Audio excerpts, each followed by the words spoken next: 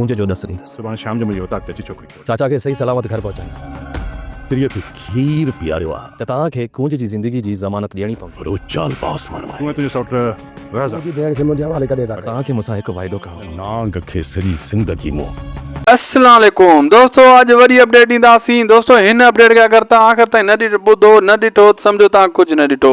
दोस्तों मां तव्हांखे ॿुधाईंदो हलां, ड्रामा सीरियल दुलाब में हाणे अचण वारे एपिसोड में शाहनवाज़ ख़ान वॾो क़दम खणण वारो आहे।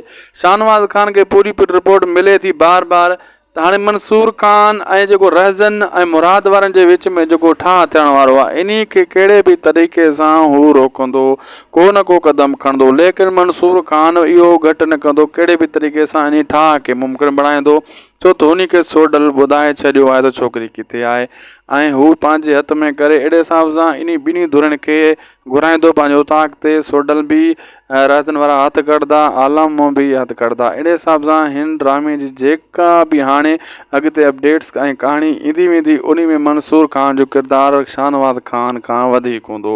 शाहनवाज़ ख़ान इहो ई चवंदो आहे त मूं वटि ठाह थियनि जीअं मां चवां उएं थिए, लेकिन मंसूर ख़ान वटि उहे धुरियूं पाण हली वियूं आहिनि। इन जो हल मंसूर ख़ान वटि आहे, कंहिं ॿिए वटि न आहे। सोडल बि मंसूर ख़ान ते बांवर ऐं एतबार करे थो ऐं मुराद बि ऐं रहज़न वारनि खे बि ख़बर आहे इहो शख़्स असांजो मसइलो हल कराईंदो, असांजो नंग वापसि कराईंदो। मंसूर ख़ान इहा ई शर्त रखंदो त सोडल ऐं आलम हथ कढो त मां हीअ शइ तव्हांखे ॾियां। पहिरियों हू हथ कंदो, पोइ अहिड़े हिसाब सां इन मसइले खे हल कंदो।